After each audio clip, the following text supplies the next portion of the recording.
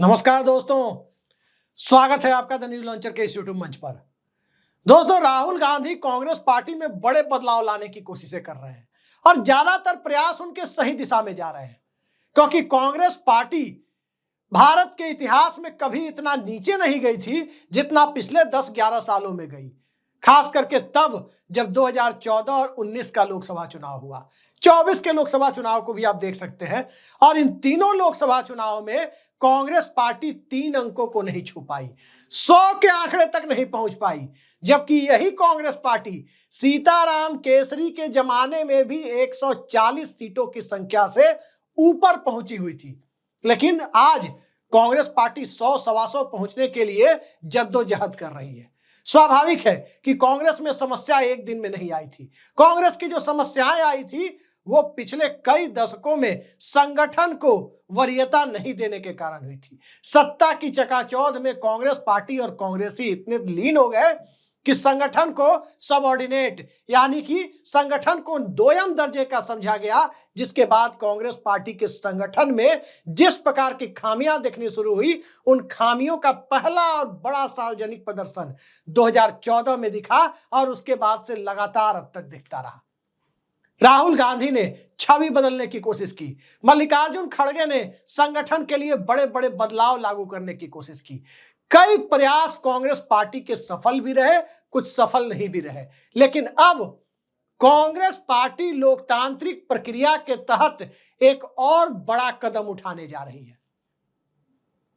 कल से चर्चा चल रही है कि कांग्रेस पार्टी अपने जिलाध्यक्षों का सम्मेलन दिल्ली में करने जा रही है। वाकई एक बेहद सकारात्मक कदम है कि कांग्रेस पार्टी जिलाध्यक्षों से सीधा संवाद करे, कांग्रेस आलाकमान और जिलाध्यक्षों के बीच सीधा संवाद कायम रहे, क्योंकि एक जमाना था कांग्रेस पार्टी में जब राष्ट्रीय अध्यक्ष के लेवल पर बैठा हुआ व्यक्ति, जब आज के जमाने की तरह व्हाट्सएप और मोबाइल फोन नहीं थे, ट्रंक कॉल बुक की जाती थी, उस दौर में भी कांग्रेस आलाकमान को जरूरत पड़ने पर अपने मैसेज सीधे पहुंचा दिया करता था। आज वो सिस्टम टूट चुका, क्योंकि नेता और कार्यकर्ता के बीच एक गैप उत्पन्न हो गया और उस गैप को भरने के लिए जो सबसे महत्वपूर्ण कड़ी होता है वो संगठन है और खास तौर पर जिलाध्यक्ष है, जो ग्रास रूट लेवल के वर्कर को ऊपर तक बात पहुंचाने की कोशिश करता है। ऊपर से दिख रहा है कि राहुल गांधी एक बहुत अच्छा काम कर रहे हैं, सम्मेलन बुलाना वाकई अच्छा काम है, कांग्रेस जिलाध्यक्षों को पार्टी का साफ निर्देश देना और उनसे दो तरफा संवाद कायम करना, यह वाकई एक सकारात्मक संकेत है। लेकिन इसके अगले की लाइन जो सामने आ रही है, कांग्रेस पार्टी को कवर करने वाले पत्रकार आदेश रावल ने इसे ट्वीट भी किया है और जो अगली लाइन है उसे ट्वीट किया है वो थोड़ी चौंकाने वाली है। चौंकाने वाली इसलिए है क्योंकि उसमें कहा गया है, ज्यादातर बातें जो आदेश कहते हैं कांग्रेस के बारे में सही निकलती है और तभी हम आज इस पर चर्चा भी कर रहे हैं।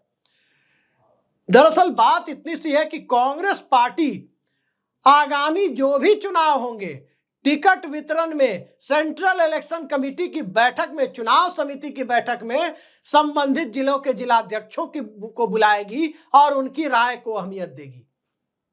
अब ऊपर से आप देखें तो ये एक बेहद सकारात्मक कदम मालूम पड़ता है, क्योंकि वाकई लोकतांत्रिक परिपाटी से, लोकतांत्रिक प्रक्रिया से ऐसे ही कैंडिडेट का सिलेक्शन होना चाहिए। लेकिन अगर व्यावहारिकता में और जमीनी हकीकत को परखते हुए देखें तो यह फैसला कांग्रेस पार्टी को 4 कदम पीछे ले जाने वाला साबित हो सकता है। और कैसे हो सकता है? तो बड़ा सवाल यही है कि क्या कांग्रेस पार्टी में जिलाध्यक्षों का चुनाव ज्यादातर हुआ है या मनोनयन हुआ है? पहली बात, क्या ज्यादातर कांग्रेस अध्यक्ष, जिला अध्यक्ष, प्रदेश अध्यक्ष जो उनके समय में, उनके मनोनयन के समय थे, उनके अपॉइंटमेंट के समय थे, उनकी मर्जी से और उनकी चापलूसी करके तो बनाए नहीं गए हैं? दूसरा सवाल है ये। और तीसरा सवाल कि क्या वाकई संगठन में काम करने वाले लोगों को जिलाध्यक्ष जैसी महत्वपूर्ण जिम्मेदारियां दी गई है ताकि उनकी सलाह से चुना जा सके, कैंडिडेट सिलेक्शन लोकसभा और विधानसभा चुनाव में किया जा सके? ये सब सवाल हैं जिन सवालों को लोकतांत्रिक परिपाटी और व्यावहारिकता के बीच में वस्तु स्थिति को परखते हुए सामने रखकर फैसले लिए जाने की जरूरत है। सबसे पहला चुनाव बिहार का होना है। अब जो देश में पहला चुनाव है वो बिहार का चुनाव है और 2025 में इकलौता चुनाव है।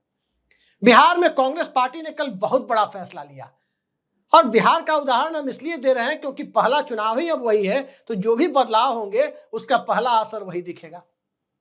प्रदेश अध्यक्ष तो भेज दिए गए, प्रदेश अध्यक्ष नए बना दिए गए, और बेहद चौंकाने वाला लेकिन काफी अच्छा फैसला रहा प्रदेश अध्यक्ष जो नए बनाए गए हैं उनके नाम को लेकर कई दिनों से चर्चा थी और न्यूज लॉन्चर ने भी इसकी चर्चा की थी। लेकिन अब उन्हें जो टीम मिली है जिलाध्यक्षों की, और कांग्रेस पार्टी पिछले 30-40 सालों से जिस तरह से शिथिल पड़ी हुई है, उसमें जिलाध्यक्ष के पद पर कैसे लोग काबिज हैं, और क्या जो लोग जिलाध्यक्ष हैं वो लोग अभी इतने काबिल हैं कांग्रेस पार्टी में जो कैंडिडेट सिलेक्शन में अपनी भूमिका निभा सके? ये एक बड़ा सवाल है, क्योंकि चरण वंदना संस्कृति से बने हुए जिलाध्यक्ष यदि कैंडिडेट का फैसला करने लगे तो पार्टी का बेड़ा गर्क होना तय मानिए। बिहार की राजनीति को काफी करीब से देखने पर पता चलता है कि एक जमाने में भारतीय कम्युनिस्ट पार्टी सीपीआई बिहार में बहुत ताकतवर हुआ करती थी, बहुत ताकतवर हुआ करती थी। और सीपीआई की ताकत घटी कहां से? कई लोग कहेंगे मंडल कमीशन से बिहार में सीपीआई घट गई, कई लोग कहेंगे कि लालू यादव के पीछे पीछे चलने से खत्म हो गई। जी नहीं, सीपीआई अपनी सांगठनिक कमजोरियों की वजह से डूबी। सीपीआई बदलते हुए परिवेश में जनता के साथ उसके मुद्दों के साथ तारतम्य बना पाने में असफल होने की वजह से टूटी और बिखरी। और सीपीआई जब बिहार में ताकतवर हुआ करती थी तो सबसे पहले बिहार में सीपीआई में जो घुन लगना शुरू हुआ वो कहां से हुआ? जब सीपीआई में जिला सचिव होते थे, आज भी होते हैं, और वही जिला सचिव उनकी सिफारिशें सेंट्रल कमेटी राष्ट्रीय परिषद तक जाती थी कि अमुक व्यक्ति को लोकसभा का, अमुक व्यक्ति को विधानसभा का टिकट दिया जाए। और जिला कमेटी की सिफारिशों से जब सीपीआई में टिकट बंटने शुरू हुए, उसके बाद से सीपीआई कमजोर पड़ने शुरू हुई। कारण क्या था? क्योंकि संगठन के स्तर पर, जिला स्तर पर कार्यकर्ताओं से ज्यादा मठाधीश बिठाने का चलन वहां शुरू हो गया। वही मठाधीश बिठाने का चलन क्या कांग्रेस, क्या भाजपा, क्या जेडीयू, आरजेडी, समाजवादी पार्टी, जिसे आप देखें हर जगह चल रहा है। सांगठनिक चुनाव के नाम पर अपने अपने करीबी लोगों को किसी प्रकार से संगठन पर थोप दिया जाता है। हर पार्टी की यही स्थिति है। तो इस परिवेश में राहुल गांधी जो आदर्शवाद लागू करना चाहते हैं, क्या ये एक कदम आगे और 2 कदम पीछे खींचने वाला फैसला नहीं होगा? उत्तर भारत में, खासकर यूपी, बिहार, हर जगह आप देखें, हरियाणा में देखें, पता चलेगा कि कोई जिला अध्यक्ष हुड्डा साहब के बनाए हुए हैं, कोई किसी और के बनाए हुए हैं, सुरजेवाला साहब के, कोई किसी और के बनाए हुए हैं। तो जब किसी ना किसी के बनाए हुए जिलाध्यक्ष होंगे तो टिकट वितरण में क्या वो निष्पक्ष राय इलेक्शन कमेटी के सामने रख पाएंगे? एक सवाल ये।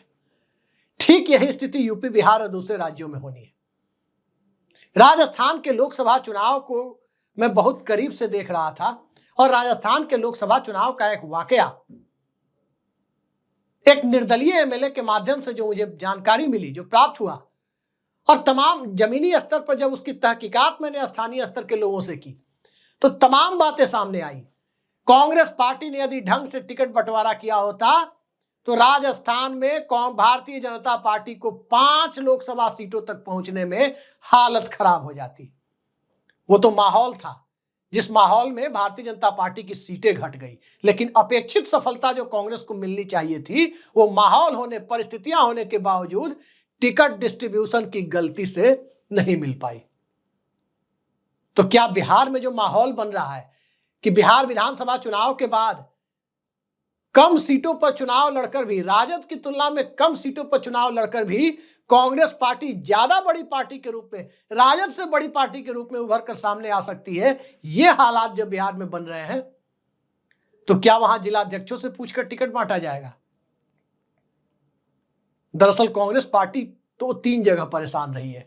कांग्रेस की भी अपनी समस्या है, इनकार नहीं किया जा सकता, क्योंकि कांग्रेस पार्टी में जिला अध्यक्ष की सिफारिश अगर नहीं मानी जाएगी तो पहले जो होता था कि दिल्ली दरबार में चक्कर लगाने वाले लोगों की कृपा से कुछ टिकट बांट दिए जाते थे, जबकि टिकट डिस्ट्रीब्यूशन एक ऐसा मसला है जिस टिकट डिस्ट्रीब्यूशन को लेकर के नेतृत्व के पास एक बर्ड्स आई व्यू, एक बेहद चौकन्नी निगाह पूरे इलाके पर होनी चाहिए ताकि कोई बरगला ना सके। उदाहरण आपको देता हूं, 80 का लोकसभा चुनाव था, इंदिरा गांधी बुरी तरह से चुनाव हार चुकी थी और इंदिरा गांधी ने टिकट डिस्ट्रीब्यूशन की तमाम कमान अपने हाथ में ले रखी थी, सुनती सबकी थी, करती अपने मन की थी।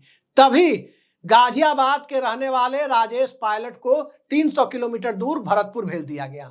तभी पटना के रहने वाले तारिक अनवर को 300 किलोमीटर दूर कटिहार भेजा गया।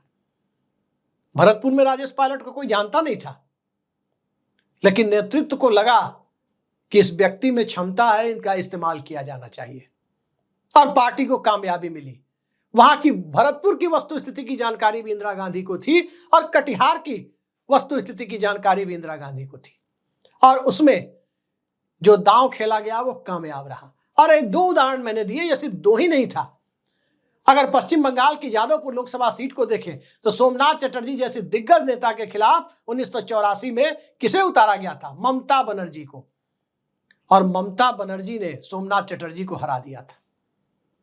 तो नेतृत्व दिल्ली से कई बार सही फैसले लेता है, कई बार जिला अध्यक्ष भी सही सिफारिश कर सकते हैं, लेकिन सवाल है कि गड़बड़ियां होने की गुंजाइश तब मानी जा सकती है जब 243 सीटों पर, यानी बिहार की सभी सीटों पर कांग्रेस को लड़ना हो, यूपी में 403 की 403 सीटों पर कांग्रेस को लड़ना हो, हरियाणा में 90 की 90 पर लड़ना हो।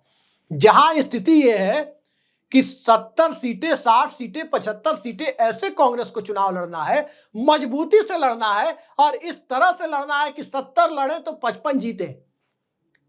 इसमें यदि जिलाध्यक्षों की सहमति से टिकट बंटवारा हुआ तो जहां तक मेरी समझदारी है सीपीआई वाला हाल हो सकता है, क्योंकि जिलाध्यक्ष, मैं फिर कह रहा हूं, जिलाध्यक्ष किसी न किसी की चरण वंदना करके बनाए गए ज्यादातर जिलाध्यक्ष।